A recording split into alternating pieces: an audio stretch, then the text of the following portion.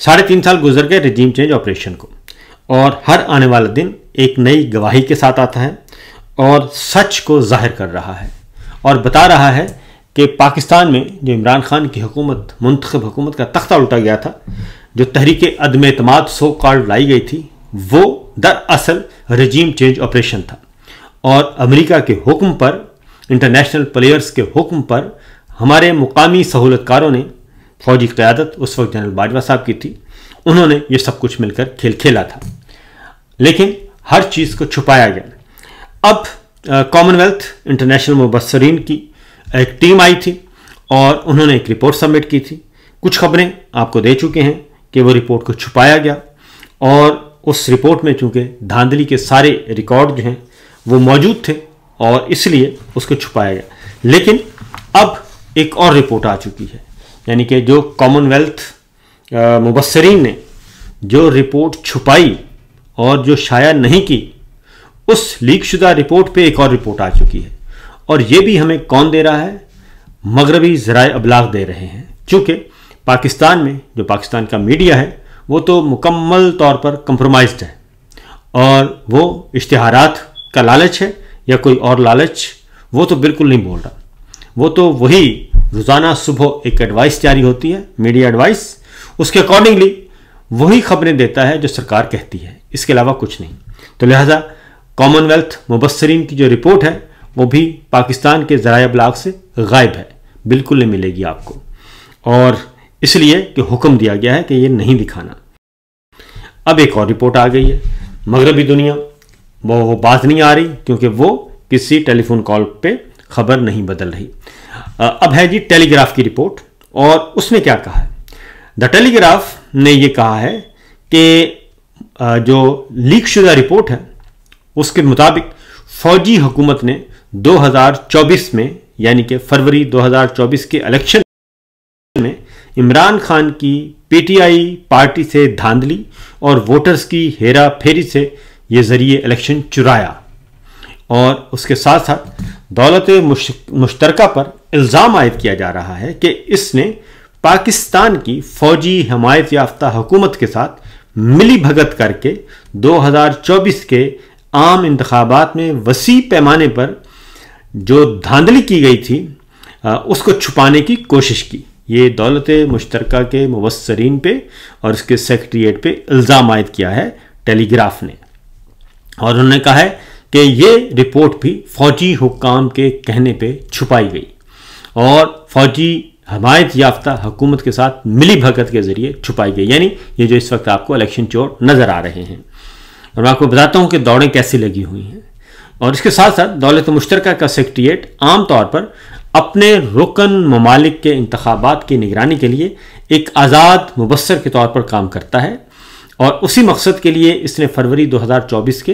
Election में पाकिस्तान में 13 रुकनी मुबस्सर वफद भेजा था। लेकिन अपनी 70 साल तारीख में पहली बार दौलत मुश्तरका ने मुशाहिदाती रिपोर्ट शाया करने से गुरेज किया और इसके बरक्स इंतखाबात की शफाफियत और पाकिस्तान के जमहूरी अमल की तारीफ की। अब सामने आने वाली रिपोर्ट जो कि पहले दबा दी गई थी, उसमें वाज़ेह तौर पर वसी पैमाने पर इंतखाबी धांधलियाँ और इंसानी और सियासी हकूक़ की संगीन खिलाफ वर्जियों की निशानदेही की गई है, जिनमें आज़ादी इजहार, इज्तिमा और अंजुमन साजी, यानी कि जो हम गैदरिंग करते हैं, सियासी जलसे जुलूस, वो भी शामिल है। रिपोर्ट के मुताबिक फौजी पुश्तपनाही रखने वाली हुकूमत ने इमरान खान की जमात पाकिस्तान तहरीक इंसाफ को मुनसिफाना इंतखाबी मुहिम चलाने से महरूम रखा। उम्मीदवारों को आज़ाद हैसियत में इलेक्शन लड़ने पर मजबूर किया गया और पार्टी को इसका इंतखाबी निशान इस्तेमाल करने से भी रोक दिया गया।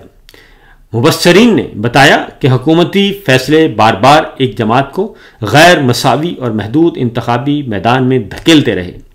रिपोर्ट में यह भी इंकशाफ किया गया कि मुतअद्दिद पोलिंग स्टेशनों पर असल नताइज के फार्म और हल्का सतह पर जारी किए गए हतमी नताइज के फार्मों में वाज़ेह तज़ाद मौजूद था,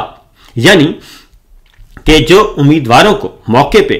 जो पोलिंग एजेंटों को मौके पे फॉर्म 45 दस्तखत करके जारी किए गए वो और जो इलेक्शन कमीशन ने बाद में जाली फॉर्म 45 बनाकर अपनी वेबसाइट पर जारी किए, वो उन दोनों में फर्क था। क्योंकि जो पोलिंग एजेंटों के पास फॉर्म 45 थे, जिनमें वोटों की गिनती, एक्चुअल वोटों की गिनती थी, वो सही थे, लेकिन इलेक्शन कमीशन ऑफ पाकिस्तान ने अपने दफ्तर में बैठ के जाली फॉर्म 45 वो अवेजा किए अपनी वेबसाइट पे। तो उसकी निशानदेही की गई है कि दोनों में तजाद था और ये सब कुछ फोर्जरी थी। गैर कानूनी तौर पर उन्होंने आगे कहा है कि जिसके नतीजे में, यानी कि जो फॉर्म 45 तब्दील किए गए और जाली फॉर्म 47 तकसीम किए गए, जिसके नतीजे में मुमकिन तौर पर कुछ उम्मीदवारों को गैर कानूनी तौर पर कामयाब करार दे दिया गया और रिपोर्ट को पहले गैर रस्मी तौर पर हुकूमत पाकिस्तान से शेयर किया गया और बाद मुबैना तौर पर हुकूमत ने इसे शाया ना करने का मुतालबा किया, जिस पर दौलत मुश्तरका सेक्रेटेरिएट ने अमल किया और रिपोर्ट को दबाया। अब यहाँ पे एक और दिलचस्प बात ये बताई गई है टेलीग्राफ ने कि जब ये रिपोर्ट तैयार हो गई कि जिसमें साबित हो गया कि ये सारे का सारा इलेक्शन चोरी किया गया है, जाली फॉर्म 45 बनाए गए हैं, इलेक्शन में धांधली की गई है, पीटीआई को उम्मीदवारों को बाहर रखा गया है, उनको आज़ाद उम्मीदवार करार दिया गया है, बल्ले का निशान छीना गया है, काजी फायद ईसा का रोल है इसमें, चीफ इलेक्शन कमिश्नर का रोल है, उसके 4 रत्नों का रोल है, वो सारे का सारा जब डॉक्यूमेंटेड शक्ल में आ गया इसमें बस, तो वो रिपोर्ट अनऑफिशियली हुकूमत पाकिस्तान यानी उन्हीं इलेक्शन चोरों से शेयर की गई। और जाहिर है इलेक्शन चोरों ने क्या करना था, इलेक्शन चोरों ने मुतल्लिका सफारत खानों को कहा होगा, सफ़ीरों को बुलाया होगा, हाई कमिश्नर्स को बुलाया होगा और उनको कहा होगा कि जनाब माई बाप, हम तो आपके साथ बहुत अच्छे जा रहे हैं, इसलिए इसको दबा दिया जाए, आप अपनी हुकूमतों को हमारी तरफ से कहें। लिहाजा फिर वही हुआ मुबैना तौर पर और इस रिपोर्ट को दबा दिया गया, जो कि इलेक्शन चोरी की रिपोर्ट थी। क्योंकि ये बात ध्यान में रखिएगा कि बाइडेन इंतजामिया थी उस वक्त जब रिजीम चेंज ऑपरेशन हुआ, जिसके हुक्म पे हुआ, और उसके बाद फिर जब इलेक्शन हुआ तब भी बाइडेन इंतजामिया ही थी और इंटरनेशनल मुबस्सर कॉमनवेल्थ कंट्रीज के आए तो उसको भी जाहिर है हाथी के पाँव में सबका पाँव, तो उन्होंने जो कहा वो इतनी जल्दी तो सरेंडर नहीं कर सकते थे। और फिर हमारे मुकामी सहूलतकार तो थे ही और उसमें पीछे बार बार फौजी क़यादत का और फौजी क़यादत की हिमायत याफ्ता जाली सरकार का जिक्र आ रहा है। उन्होंने कहा जी मुबैना तौर पर हुकूमत ने इसे शाया न करने का मुतालबा किया, जिस पर दौलत मुश्तरका सेक्रेटेरिएट ने अमल किया और इस रिपोर्ट को दबा दिया गया। ये रिपोर्ट जो मुकम्मल तौर पर लीक हो चुकी है, ड्रॉप साइट न्यूज़ ने हासिल की और ये एक मायूस कुन और नाराज शख्स ने अफशा की जो दौलत मुश्तरका पर धांधली को छुपाने में मुलव्वस होने का इल्ज़ाम लगा रहा है। रिपोर्ट में इंतखाबात में मुनज़्ज़म धांधली और रियासती मशीनरी गलत इस्तेमाल का जिक्र है, जिसमें इमरान खान की मौजूदगी में उनकी जमात को सियासी अमल से बाहर रखा गया। और इसके साथ साथ उन्होंने कहा कि बाकी अगली बात जो है, ये जो रिपोर्ट अब आ चुकी है, इस रिपोर्ट के बाद मेरा ख्याल है कि आने वाले दिनों में जनरल आसिम मुनीर साहब के लिए और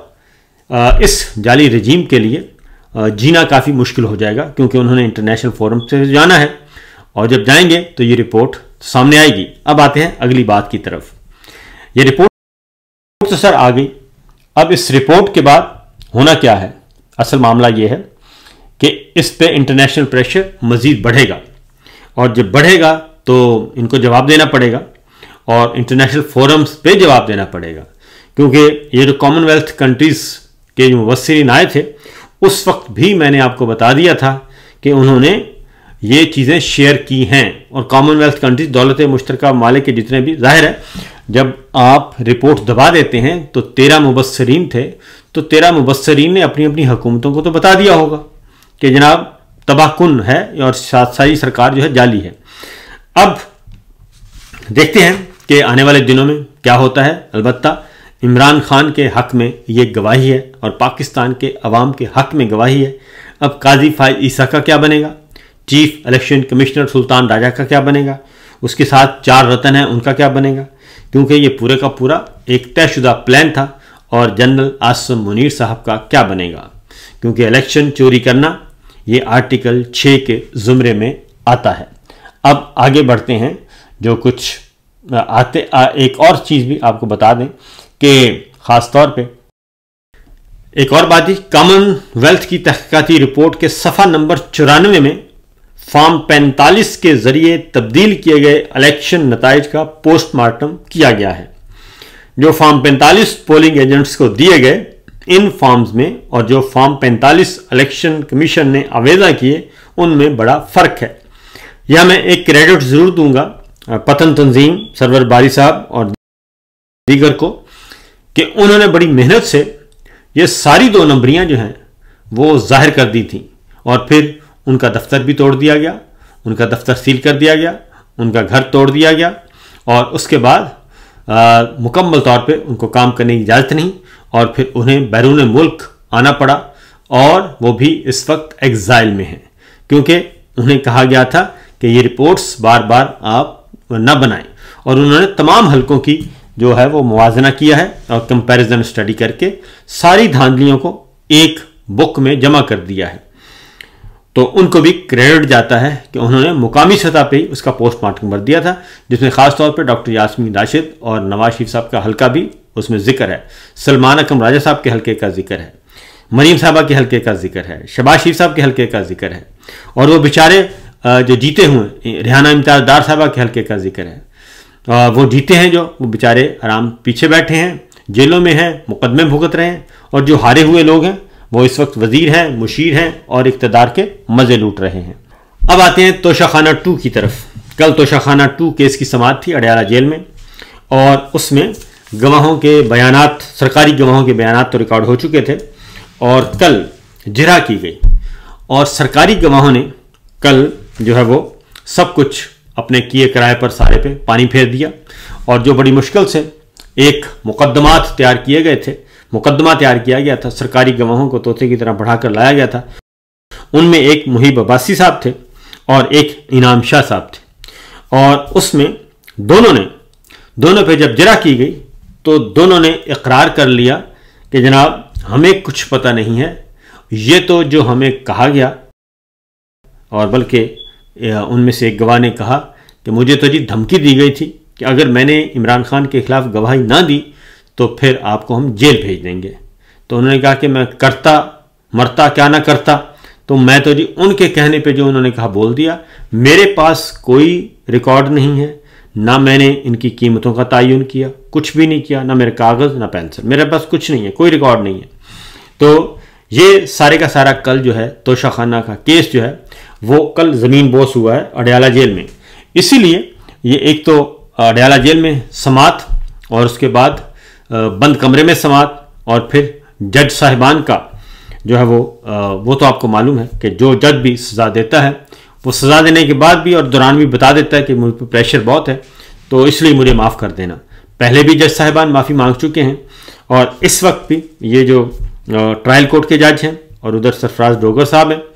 वो दोनों आपस में एक दूसरे के साथ, वो अलीमा खान साहब ने बताया कि राब्ते में हैं और दोनों मिलकर खेल रहे हैं। और कल सलमान सफदर साहब ने भी ये बताया कि इधर से सज़ा सुनाएंगे तोशाखाना की और उधर से अलकादर ट्रस्ट में रिलीफ दे देंगे और इसलिए ये सारे का सारा मिल मिला के हो रहा है। एक और बात भी, ये जो इलेक्शन धांधली के बारे में आ रहा है जी,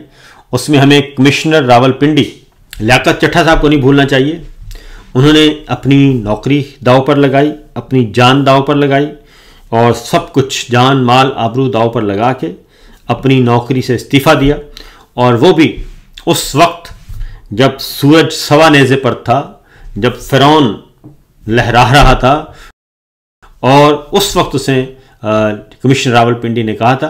कि रावलपिंडी डिवीज़न के सारा इलेक्शन चोरी किया गया है और उन्हें बता दिया गया, उन्होंने कहा था कि काजी फाइज़ा को भी, मुझे भी और चीफ इलेक्शन कमिश्नर को भी फांसी पे लटकाएं क्योंकि हमने कौमी जुर्म किया है, इस कौम के साथ जुल्म किया है, पाकिस्तान के साथ जुल्म किया है इलेक्शन चोरी करके। और ये इलेक्शन पाकिस्तान तहरीक इंसाफ ने क्लीन स्वीप किया था, 70,000 की लीड को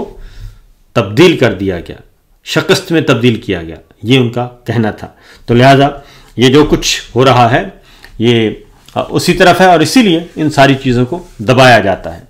अब आते हैं, इमरान खान साहब ने एक ऐलान किया हुआ है और 27 सितंबर को पेशावर में जलसा रखा हुआ है जी, उसका अनाउंस कर दिया गया।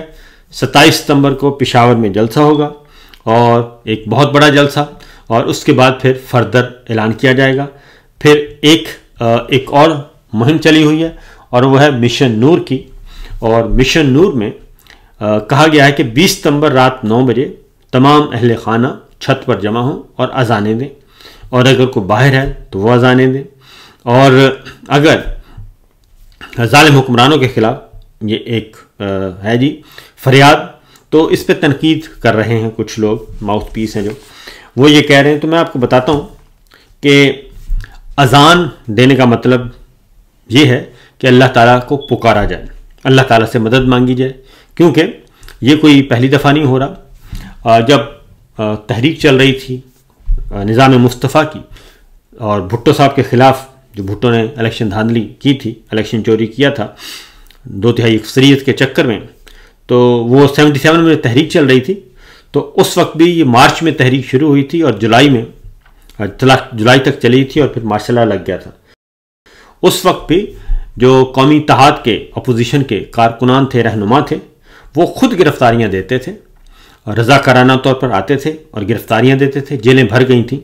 और वो भी अजानें देते थे, अजान देते थे और अपनी गिरफ्तारी दे देते थे। और फिर उस वक्त भी अपोजिशन की अपील पर घरों में अजानें दी जाती थी। और अजानों का मतलब क्या है? अल्लाह ताला की किब्रियाई बयान करना और अल्लाह ताला की शहादत देना, मोहम्मद रसूलुल्लाह सल्लल्लाहु अलैहि वसल्लम की शहादत देना और नमाज की तरफ बुलाना, भलाई की तरफ बुलाना, ये सब कुछ वो हम कलमात बुलंद करते हैं अजान के। तो इसलिए जो इस पर तनकीद कर रहे हैं, मेरा ख्याल है उनको शर्म करनी चाहिए। जब तमाम दरवाजे बंद हो जाएं और इंसाफ का कत्ल हो, जुल्म हो, नाइंसाफ़ी हो और कोई पूछने वाला ना हो, तो फिर इन हालात में अल्लाह ताला को पुकारने के अलावा कोई और रास्ता नहीं बचता।